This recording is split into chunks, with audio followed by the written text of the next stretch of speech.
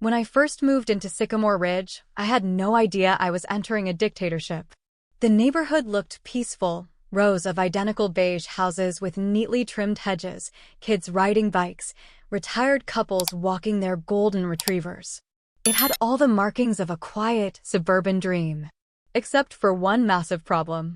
Karen, or as she preferred to be called, Mrs. White, president of the Homeowners Association. She was the self-appointed queen of the neighborhood. Her power wasn't official, but her influence was absolute. People feared her. If Karen didn't approve of your lawn decorations, they disappeared overnight. If your trash bins weren't brought in by precisely 8 a.m., you'd receive a warning letter. And if you parked in a way that disrupted the neighborhood aesthetic, you'd find a bright yellow violation notice taped to your windshield. It was exhausting. But I didn't care. Not at first.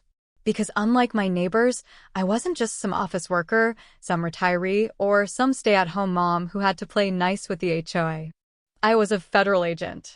And Karen had no idea who she was messing with. The first sign of trouble started 3 days after I moved in. I had parked my unmarked government-issued sedan in one of the visitor spots in front of my house. Nothing fancy, just a black, nondescript vehicle with tinted windows. I used it for work, and protocol required me to keep it close in case of emergencies. I was unpacking my boxes when I heard a sharp knock on my door. I opened it to find Karen standing on my porch. Mid-50s, blonde bob, expensive yoga outfit, and that permanent scowl that suggested she'd rather be yelling at a store employee than talking to me. She didn't introduce herself. She just pointed toward my car like it personally offended her. That vehicle, she snapped, needs to be removed immediately. I frowned. Excuse me? She folded her arms. This is a private community, and we have strict rules about parking. That eyesore is ruining the neighborhood aesthetic. I glanced at my completely normal-looking sedan. It's parked legally. She sniffed. Visitor spots are for actual visitors, not for residents who are too lazy to use their driveway. I stared at her, debating whether or not to engage. I was off duty. I didn't need to get into a power struggle with a suburban tyrant. But I also wasn't about to let her dictate my life. My driveway is small, I said evenly. I need to keep it clear in case I have to leave quickly. My job requires it. Karen squinted at me, suspicious. And what job is that? I gave her a polite smile. Let's just say it involves national security. She blinked, then laughed. Oh, please, she scoffed. You're probably some IT guy with a badge. She rolled her eyes. Look, I don't care what your excuse is. Either move that car or I'll have it towed. I narrowed my eyes. You do that, Karen. See what happens. And with that, I shut the door in her face. Karen didn't take the hint. She wasn't used to losing. So, 2 nights later, at exactly 2:30 a.m., I woke to the sound of a tow truck backing up outside my house. I threw on a hoodie and rushed outside, just in time to see 2 men hooking my car up to their rig. Hey, I barked. What the hell are you doing? One of the tow guys looked up, clearly startled. This is a scheduled tow, he said. We got a call from the HOA. I clenched my jaw. Karen. I pulled out my badge and flipped it open. This vehicle is government property. The man paled. Wait, what? The second guy, already halfway through attaching the winch, looked up in alarm. Sir, we didn't know. I stepped closer. If you touch that car, you're interfering with a federal investigation. I let that sink in. And that would be a very bad idea. The first tow guy looked at my license plate, then at my badge. Then he practically jumped back from the car. Holy crap, he muttered. We'll just cancel the tow, sir. No problem. I crossed my arms. Who called you? The second guy swallowed hard. Some lady named Karen White. Said it was a neighborhood violation. I smiled coldly. Figures. Then I turned on my heel and marched toward her house. It was time for Karen to get a wake-up call. I banged on her door loudly. It took a minute before I heard movement inside. Then the porch light flicked on and Karen appeared, wrapped in a silk robe, looking furious. Do you have any idea what time it is? She hissed. I held up my badge. Federal agent. I think I get a pass. Her eyes widened. What? I stepped closer. You called a tow truck on a federal vehicle. Karen blinked. That's ridiculous. No, Karen. What's ridiculous is that you think you have the authority to remove government property because it offends your aesthetic. Her lips tightened. I don't see how this is my fault. I let out a sharp laugh. Oh, really? Then why did the tow company specifically tell me they got a call from you? She hesitated. I was only enforcing community standards. I took another step forward, lowering my voice. Karen, let me be very clear. If you ever try to interfere with my vehicle again, I will personally ensure that the next time you make a 911 call, your name is flagged in our system as a neighborhood nuisance. She gasped. You wouldn't dare. I smiled coldly. Try me. For the first time, Karen looked nervous. She swallowed hard, her gaze flickering between me and the badge in my hand. Then, without another word, she slammed the door. The next morning, something miraculous happened. I woke up, grabbed my coffee, and looked outside, expecting another battle with Karen. Instead, I found something completely different. Karen was avoiding me. Her usual morning patrol? Cancelled. The passive-aggressive notes she left on my mailbox? Gone. The HOA warnings? Mysteriously stopped. It was as if she had finally realized she wasn't the most powerful person in the neighborhood. And honestly, it was the most peaceful morning I'd had since moving in.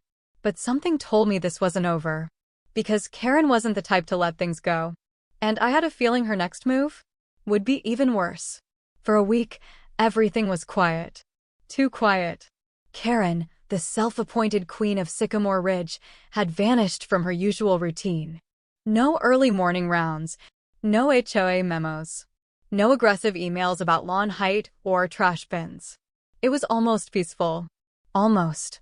But I knew Karen wasn't the kind of person to back down easily. If she wasn't harassing me directly, it meant she was planning something bigger. And sure enough, she struck when I least expected it. It started with an official-looking envelope left on my doorstep. I picked it up, already annoyed, and ripped it open.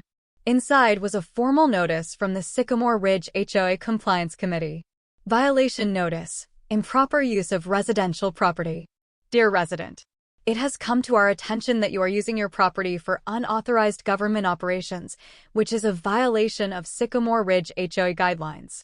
This includes parking government vehicles in a residential area, conducting activities that disturb neighborhood peace, failing to register your vehicle with the HOA parking committee. Failure to comply may result in fines and potential legal action. You have 7 days to respond before further action is taken. Sincerely, Karen White, HOA President. I stared at the paper. Then I laughed. Because this was pure, desperate nonsense. First, there was no HOA compliance committee. Karen had made that up. Second, my car was parked legally. And third, unauthorized government operations? Was she accusing me of running a secret CIA bunker in my garage? I shook my head. Karen had officially lost it. Time to shut this down. I walked straight into the HOA office, a small, stuffy room inside the community center where Karen held her ridiculous board meetings. She was sitting behind her desk, smugly typing on her laptop. She barely looked up. Agent Carter. I assume you're here about the complaint. I dropped the letter on her desk. You made this up. Karen clasped her hands together, feigning innocence. I'm simply enforcing community standards. I smiled. Oh, that's funny. Because I ran this by my legal department this morning. Her smirk faltered. I leaned in. And they were very interested in how an HOA thinks they have the authority to regulate federal vehicles. Karen opened her mouth, but I kept going. In fact, they suggested I file a formal harassment complaint, since this is now the second time you've tried to interfere with government property. I tapped the desk. Which, in case you weren't aware, is a federal offense. Karen's face turned a shade paler. I was just following. I slid a second paper across the desk. This is a cease and desist order. It's legally binding. That means if you so much as breathe near my car again, my agency will pursue legal action against you and the HOA. Karen's mouth opened and closed. For the first time, she had no response. I smiled. Consider this your final warning, Karen. Then, without waiting for a reply, I turned and walked out. Karen wasn't brave enough to fight me directly anymore. So she did what petty people do best. She started spreading rumors. Over the next few weeks, I noticed my neighbors acting strange. The Johnsons stopped waving at me when I drove by. Mrs. Alvarez from across the street suddenly avoided eye contact. The guy next door who used to chat with me about football now gave me stiff nods and hurried inside. Something was up. And then I found out why. I was grabbing my mail when I overheard two women whispering down the street. I heard he's some kind of undercover agent. No, my husband said he's in witness protection.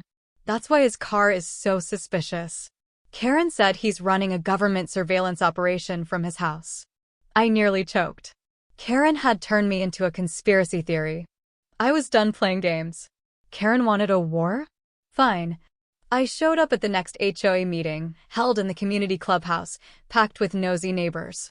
Karen was at the front, standing behind a podium, basking in her usual fake authority.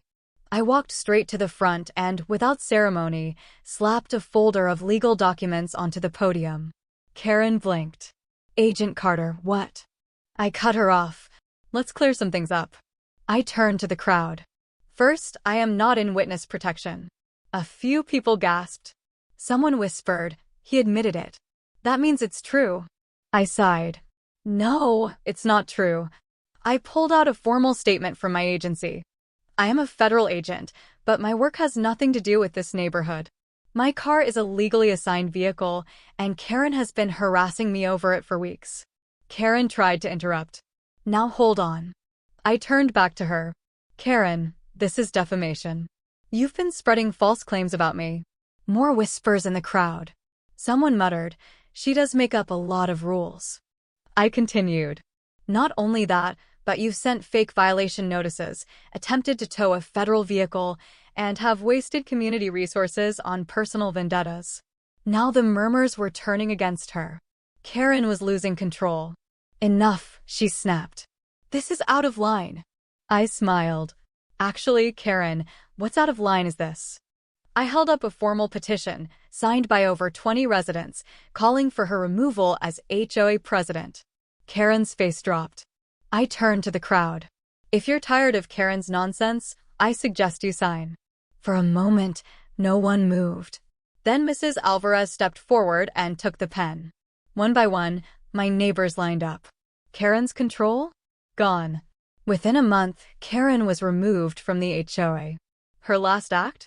Sending one final passive-aggressive email about how she was stepping down for personal reasons, but would be watching from afar. And just like that, the neighborhood breathed again. No more petty fines. No more insane restrictions. And best of all, no more Karen. I woke up, grabbed my coffee, and stepped onto my porch. The neighborhood was quiet. No unnecessary warnings. No harassment. Just peace. For the first time since moving in, Sycamore Ridge actually felt like home.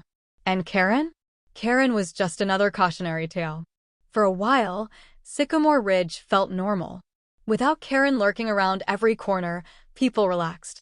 Neighbors started chatting again, kids played outside without fear of some ridiculous HOA rule being enforced, and I could finally park my government-issued sedan without expecting a passive-aggressive letter in the mail. But peace never lasts forever. Because Karen wasn't done. It started small. A mysterious letter appeared in my mailbox. No return address, no signature, just a printed note. Agent Carter. Some of us are still concerned about your presence here. We don't think it's appropriate for a government agent to be living in a quiet community like ours. Consider relocating. A concerned neighbor. I rolled my eyes. Classic Karen move. The problem? The letters didn't stop. Every week, a new one appeared. Each one more aggressive than the last. We know you don't belong here. You're making the neighborhood uncomfortable. People are watching you. By the fifth letter, I decided to set a trap. I installed a security camera above my mailbox, small, discreet, nearly invisible. And sure enough, 2 nights later, I caught the culprit. It wasn't just Karen. It was Karen and a group of her followers. Karen wasn't just lurking in the shadows, she had built a Karen army. When she lost her HOA position, she must have started recruiting. The footage showed 4 people sneaking around in the middle of the night, stuffing letters into my mailbox and into other houses. Karen was leading them, of course, like some kind of HOA vigilante determined to restore order. I watched the footage, shaking my head. I had dealt with a lot of crazy people in my career. Corrupt politicians, criminal masterminds, even domestic terrorists. But this was a suburban rebellion. And I was about to shut it down. The next morning, I made a very important phone call. Not to my lawyer. Not to the HOA. To my office. "Hey, it's Carter," I said. "I need a favor." Within 24 hours, 2 federal agents rolled into Sycamore Ridge, one from my team, the other from a legal division specializing in harassment cases. And Karen? She wasn't ready. The knock on her door came at exactly 10 a.m. I stood behind the agents as Karen opened it, wearing her usual silk robe and an expression of pure confidence, until she saw the badges. Her face paled. "What's this about?" Agent Lawson, a no-nonsense investigator with years of experience dealing with entitled people like her, held up a document. "Karen White, you've been identified as the ringleader of an organized harassment campaign against a federal employee." Karen's mouth opened, but no words came out. Agent Lawson continued. "We have video evidence of you and several others engaging in targeted intimidation tactics, including anonymous threats and trespassing." Karen froze. I smiled. "I warned you, Karen. You should have just left me alone." She snapped out of it, shaking her head. "This is absurd. I was only acting in the best interest of the community." Agent Lawson didn't even blink. "Karen, let me explain how this works. Right now, you have 2 choices." Karen swallowed hard. What choices? Option 1, you cease all harassment immediately, sign a legally binding document admitting to your actions, and agree to stay out of Agent Carter's business forever. Karen's lips tightened. And option 2? Agent Lawson's smile was ice cold. "We press charges." Silence. Then Karen did something I didn't expect. She laughed. A quiet, nervous, almost unhinged laugh. "You people think you can just come in here and intimidate me?" she hissed. "I have connections. I know people." I sighed. "Karen, this isn't a Netflix drama. You don't have powerful friends. You have a bunch of retired suburbanites who think Starbucks baristas should be arrested for getting their orders wrong." Karen's face twisted with rage. "This isn't over," she spat. Agent Lawson raised an eyebrow. "Actually, it is." He handed her a cease and desist order and a legal warning letter from the federal government. And just like that, Karen lost. Again. After that, the letters stopped. Karen's little cult of angry suburbanites? They disappeared overnight. And Sycamore Ridge? It finally became peaceful. Even the neighbors who once whispered rumors about me now waved again, realizing they had backed the wrong horse. As for Karen, she put her house up for sale a month later. The official reason? Personal matters. But I knew the truth. She had been beaten. Not by fines. Not by HOA elections. But by me. And Karen? Karen didn't like losing. 1 year later, a new family moved into Karen's old house. A nice couple with kids. They planted flowers, waved when they saw me, and best of all, they weren't insane. One day, as I pulled into my driveway, I looked around. No letters. No tow trucks. No Karen. Just quiet. For the first time since I had moved in, Sycamore Ridge actually felt like a good place to live. And as I stepped out of my car, sipping my coffee, I couldn't help but smile. Because after all the drama, all the battles, all the insane power struggles, I had won. For months, Sycamore Ridge was peaceful. No mysterious letters. No unnecessary HOA rules. No late-night tow truck ambushes.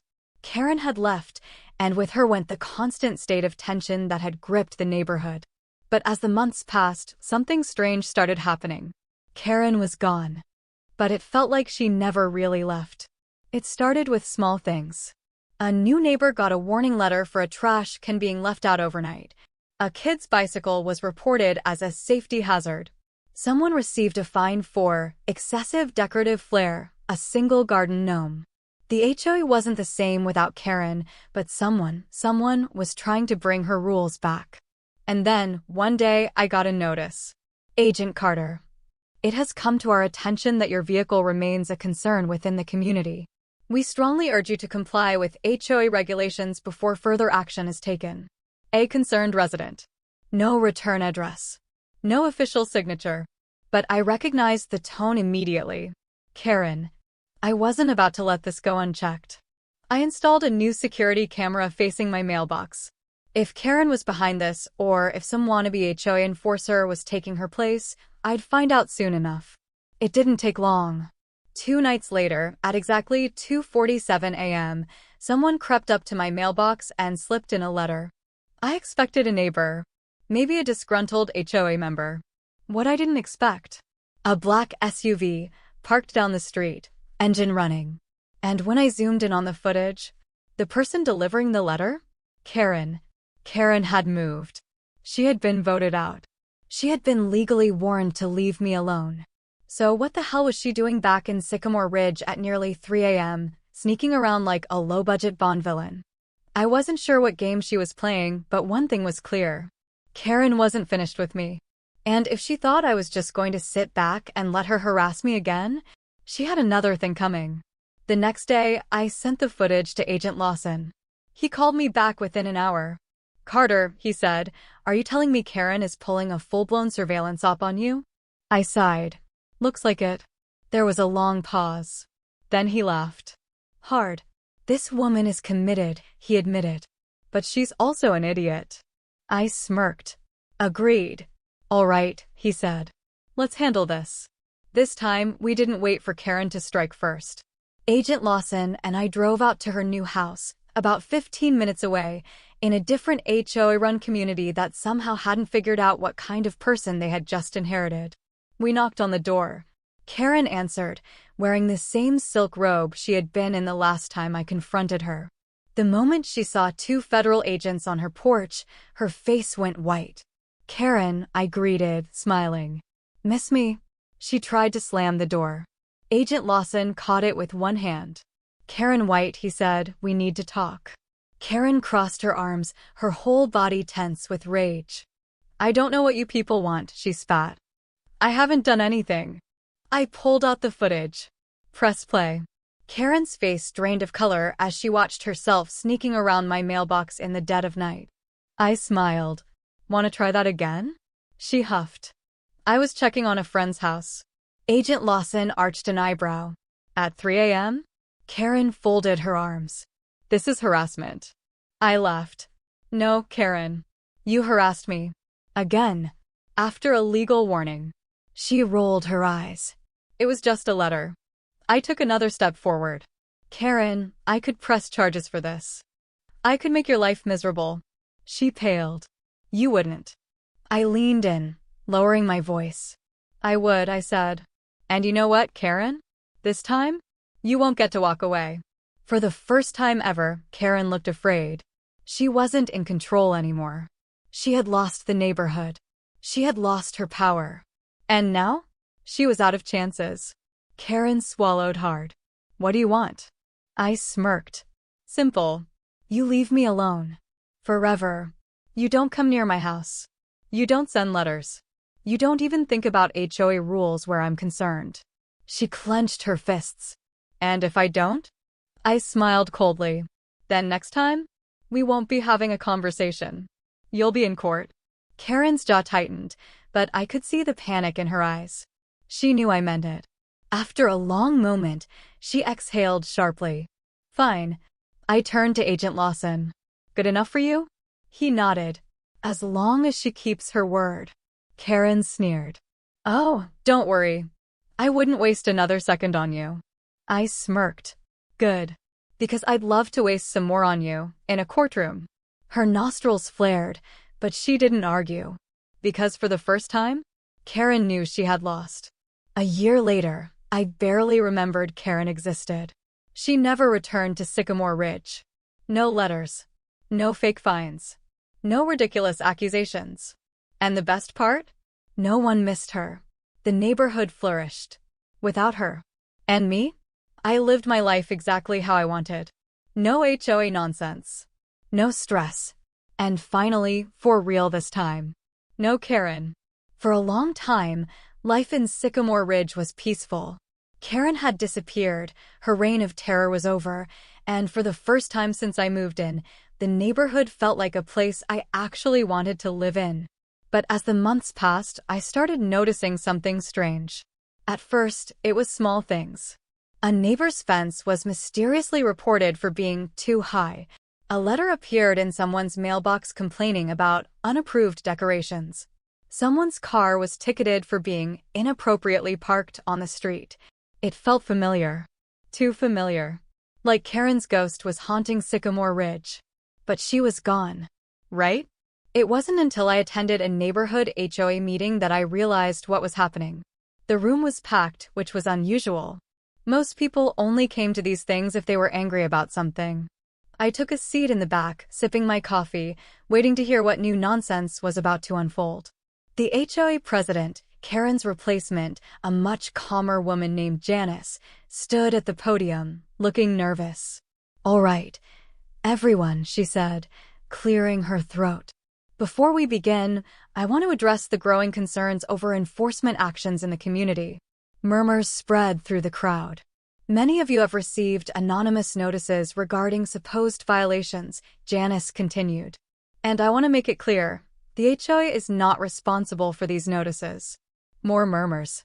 I leaned forward, my instincts kicking in. If it wasn't the HOA, then who was it? That's when Janice sighed. "And finally, we need to discuss the upcoming election for a new HOA board member." I frowned. "Election?" She flipped through her notes. "We have 2 candidates. Mr. Thompson from Sycamore Lane, and, well," she hesitated.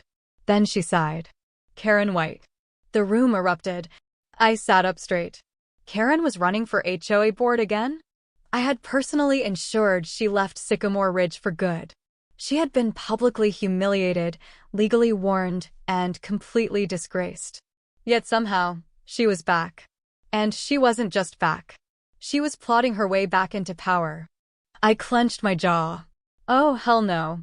Karen's campaign started immediately. She wasn't subtle about it. One by one, mysterious letters appeared in mailboxes, all signed by a concerned resident, which, let's be honest, was obviously Karen. Each letter was filled with outrageous claims. The current HOA board is too soft on violations. Property values are declining because rules aren't being enforced.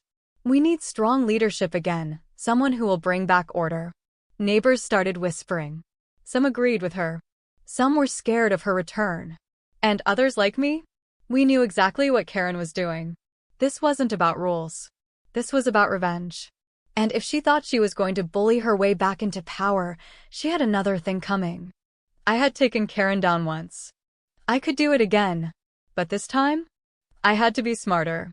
Because Karen had learned from her mistakes. She wasn't openly attacking me anymore. She wasn't trying to tow my car or slander me outright. She was playing a long game. One of misinformation, paranoia, and manipulation. So I started digging.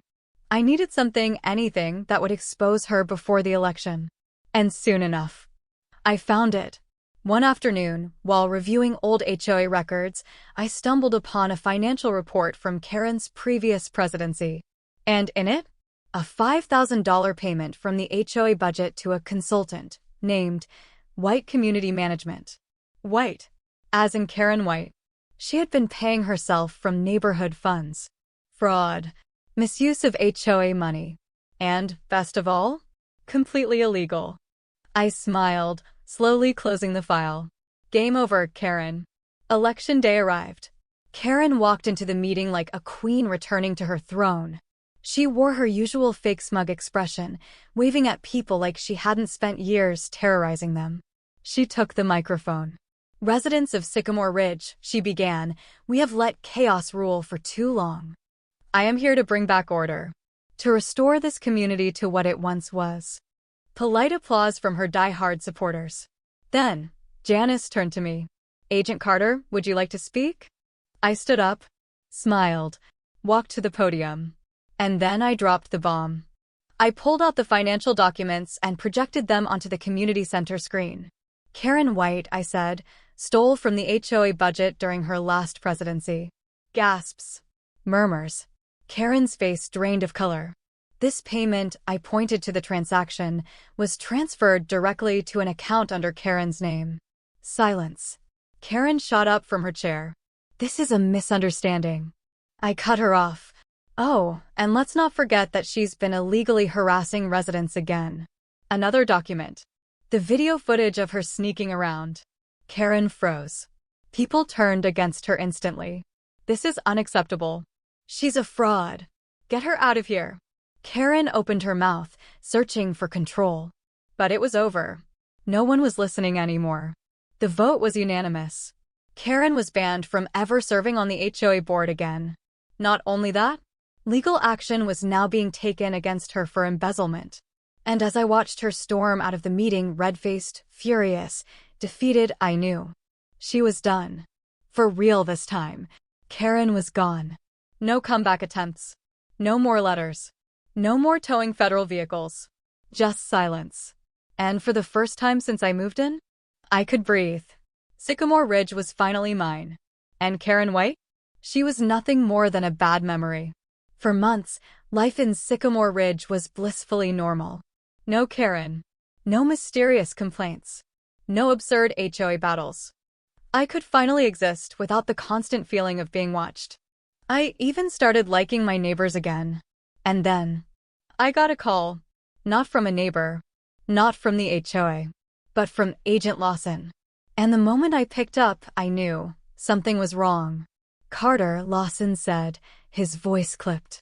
You need to come in. I frowned. What's going on? There was a pause. Then, it's about Karen. My stomach dropped. She's under a new investigation, Lawson continued.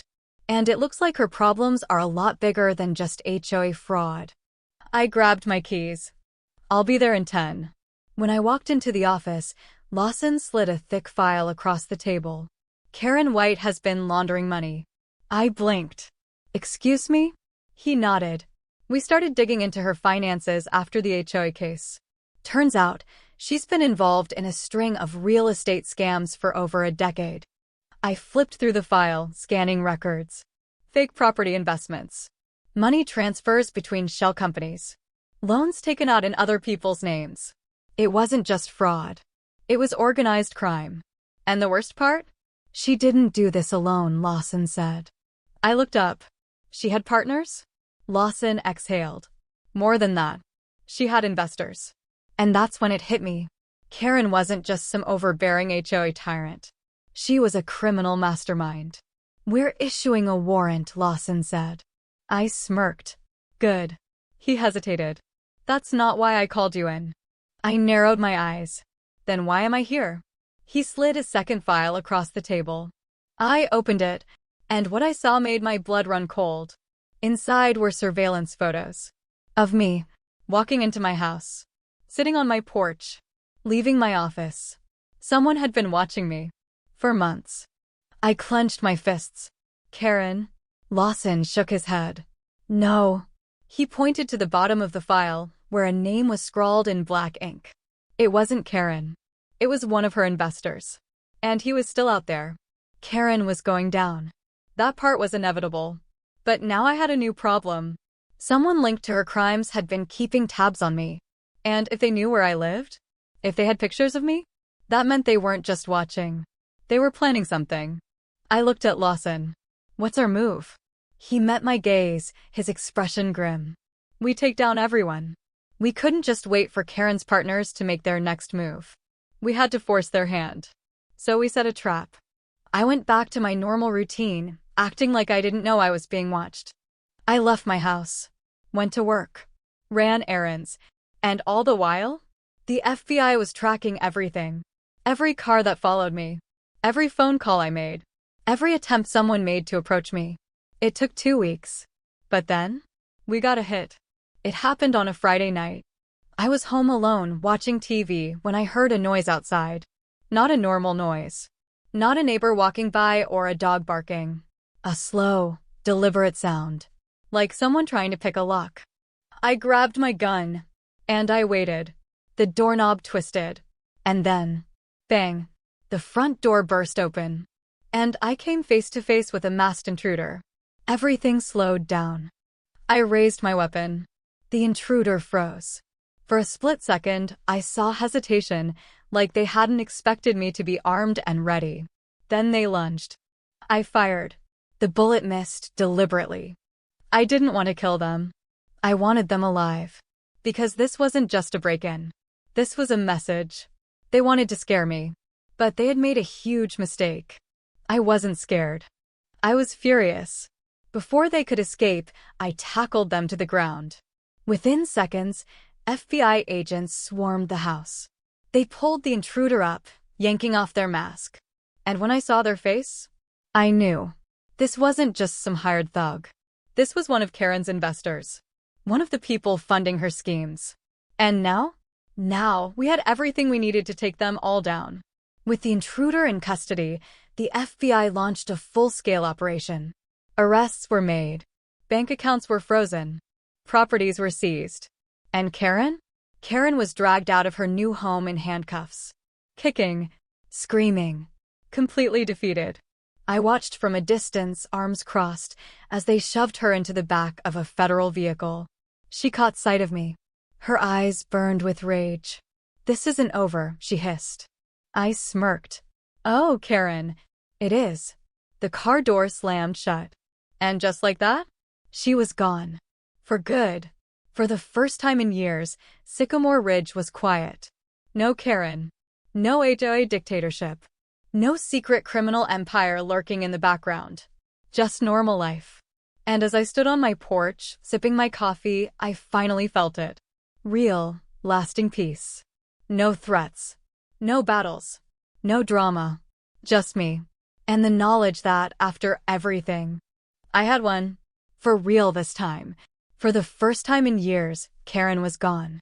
Her empire of HOA tyranny, financial fraud, and organized crime had been torn down. Sycamore Ridge was finally a peaceful place to live.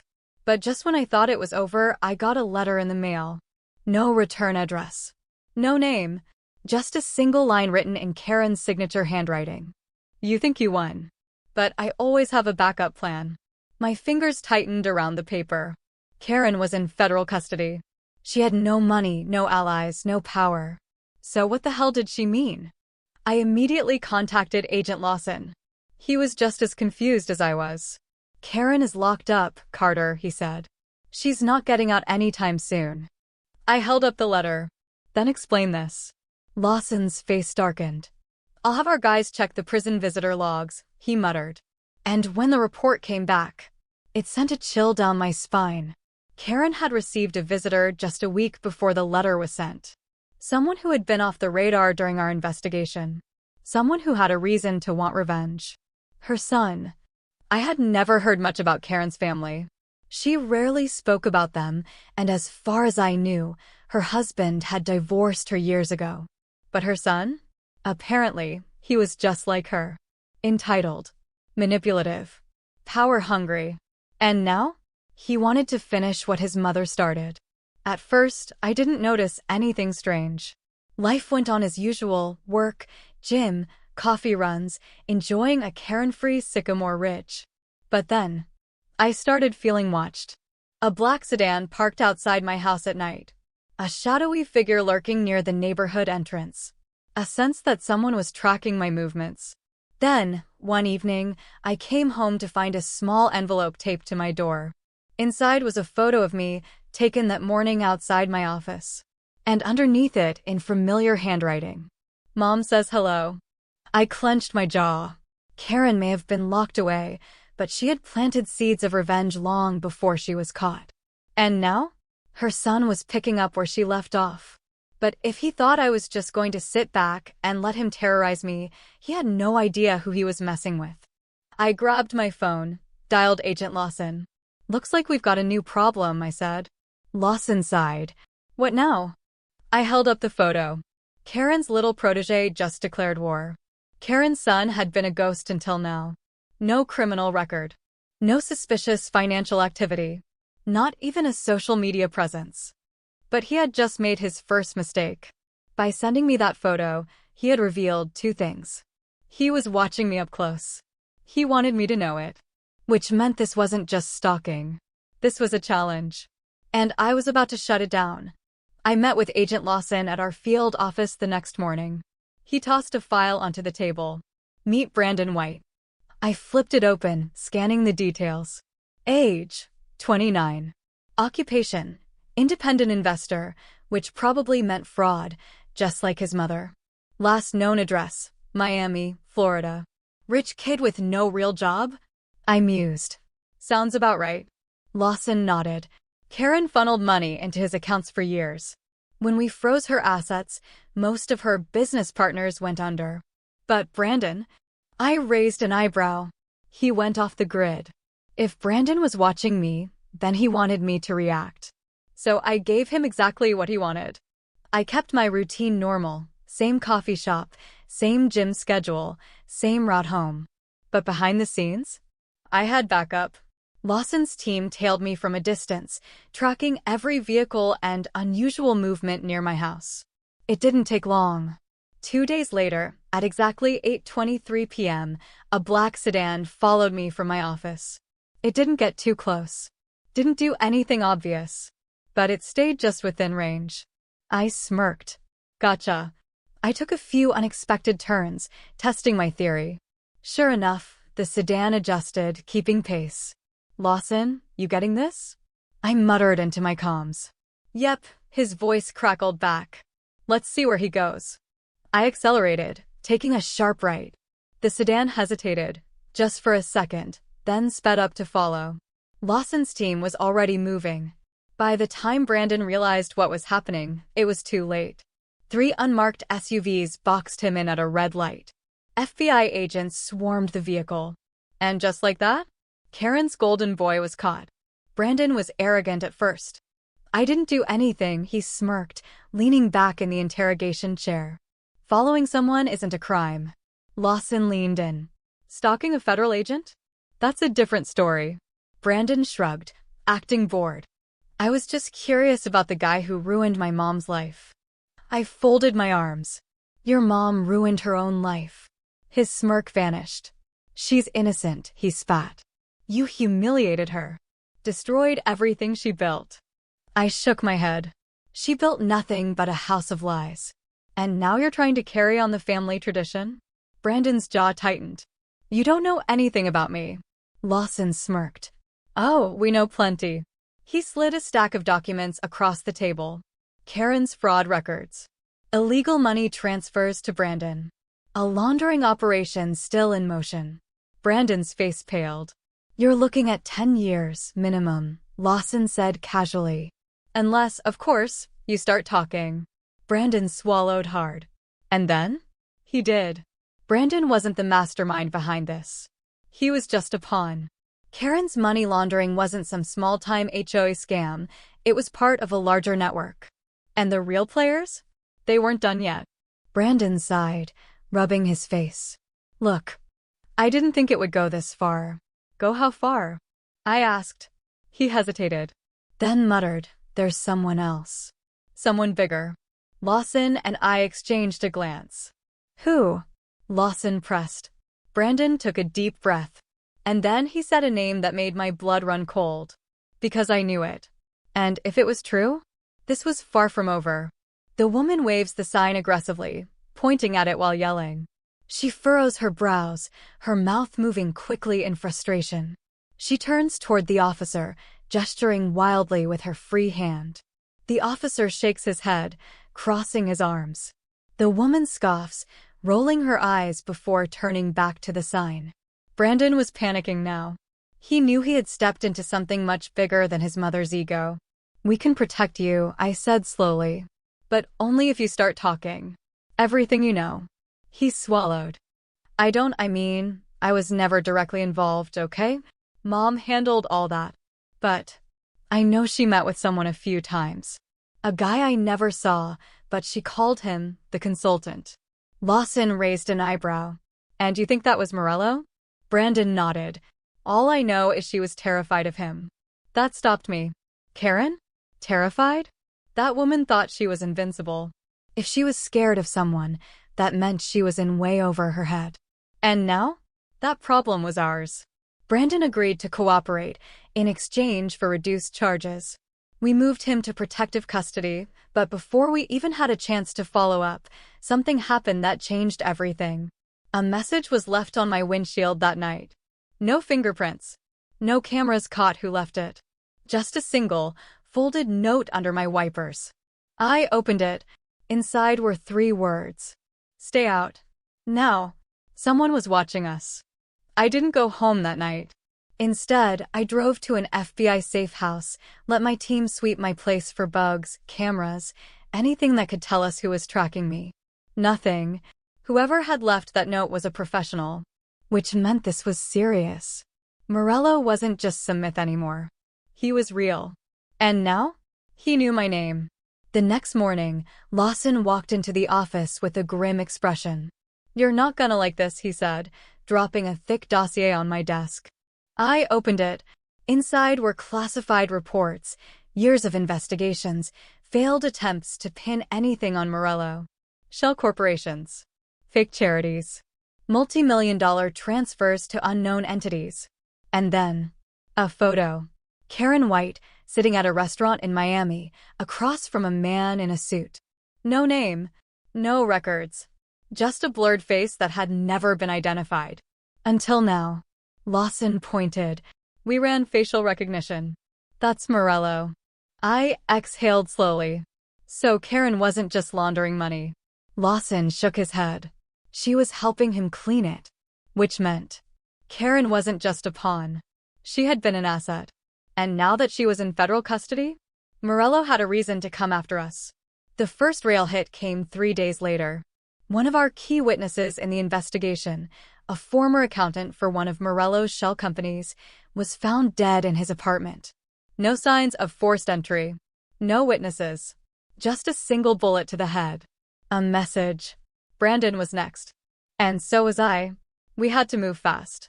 With Morello cleaning house, our only shot was finding something Karen knew before he could erase every loose end. So we did something risky. We went to Karen. She sat across from us in a high-security federal facility, wearing an orange jumpsuit, arms crossed. I had never seen her look so powerless. But when I told her what we knew, her expression changed. Not anger.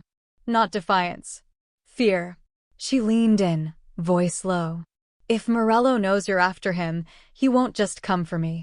She met my gaze. He'll come for everyone. We were running out of time. Morello was watching us. His network was cleaning house. Karen was holding back information. And if we didn't move fast, we'd be next.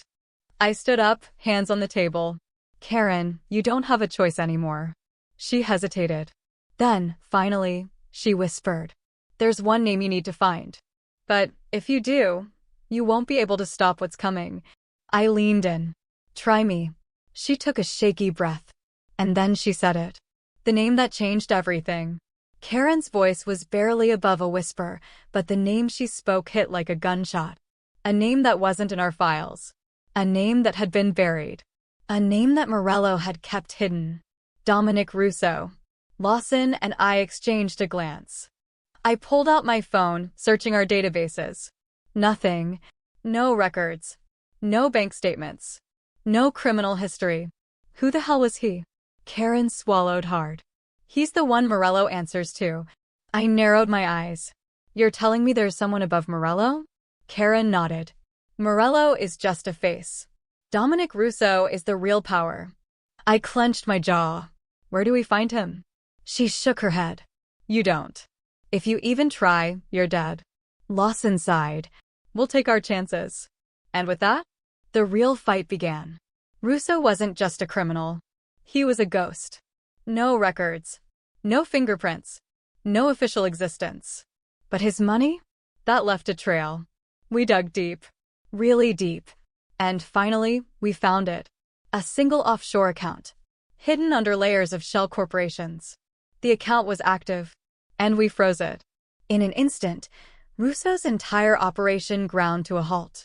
We didn't have to find him, because now, he was coming to us. It happened 2 nights later. I was at the safe house, going through files, when my phone buzzed. A blocked number. I answered.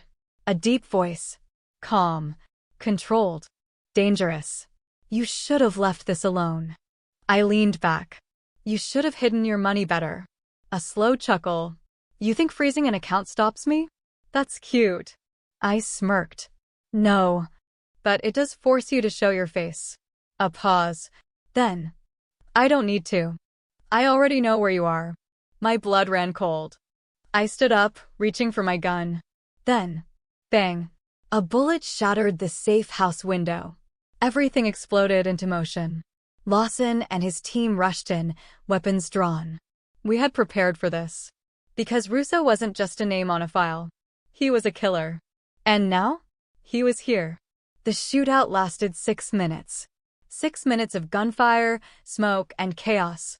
And at the end of it, Russo lay bleeding on the floor, his empire crumbling around him. Lawson walked over, handcuffing him. Dominic Russo, he said, you're under arrest. And just like that, it was over. Karen went to prison. Brandon took a deal. Morello's empire? Gone. And me? I finally got to breathe. No more threats. No more paranoia. No more Karen. Just quiet. Just peace. And for the first time, Sycamore Ridge was finally home.